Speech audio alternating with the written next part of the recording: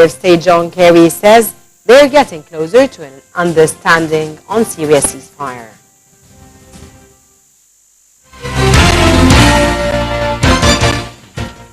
Welcome back, ladies and gentlemen. The Interior Ministry issued a statement confirming that the arresting Amr Badr, editor-in-chief of an internet website, and Mahmoud Hosni, and in turn in the same website, came in line with a public prosecutor arrest order. The prosecutor ordered the arrests after the two were accused of instigating the break of protests law and disrupting security. The statement said they were arrested inside the journalist syndicate as they were hiding in the premises in an attempt to get this syndicate involved in a confrontation with security forces. The statement said the 8 officers were led by the security officer inside the syndicate to Badr and Hosni, who gave themselves in. The ministry said that there was no break into the syndicate premises and there was no use of force, stressing that all procedures were taken according to the law. The statement reiterated the ministry's appreciation to the patriotic role played by all the journalists and in respect to the freedom of speech. Meanwhile, the journalist syndicate held an emergency meeting late on Sunday. During the meeting, the syndicate council called for an emergency meeting for all members on Wednesday to discuss what they called the breaking in of syndicate's premises. The council announced that it started an open meeting and called for a sit-in till Wednesday's meeting. Parliament Speaker Ali Abdel Al is set to be sworn in and deliver a speech before the African Parliament in a step to formally announce Egypt's return to the membership of the Parliament after a 3-year freeze.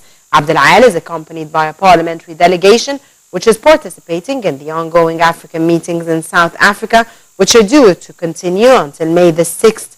During the visit, Abdel Al is set to meet with South African President Jacob Zuma to discuss means of boosting bilateral relations between both countries on the parliamentary level and other regional and international issues of mutual concern.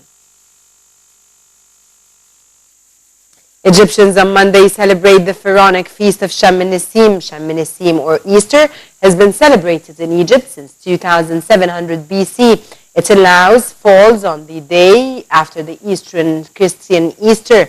The holiday is celebrated by Egyptians regardless of religion and is considered a national festival marking the beginning of spring. The modern Sham el-Nissim, or Easter, is related to many traditions. Many Egyptians choose to spend the public holiday in gardens and on the Nile.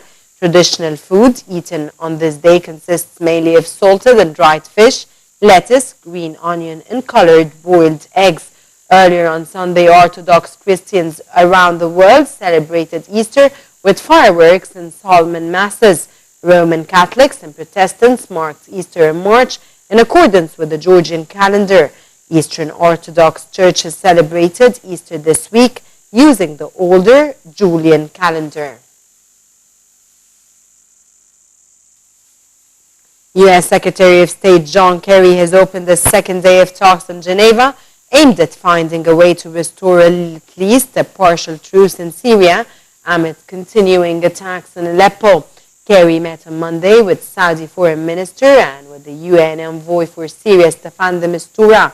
Kerry said progress was being made toward an understanding on how to reduce the violence in Aleppo, but that did not work was needed. And following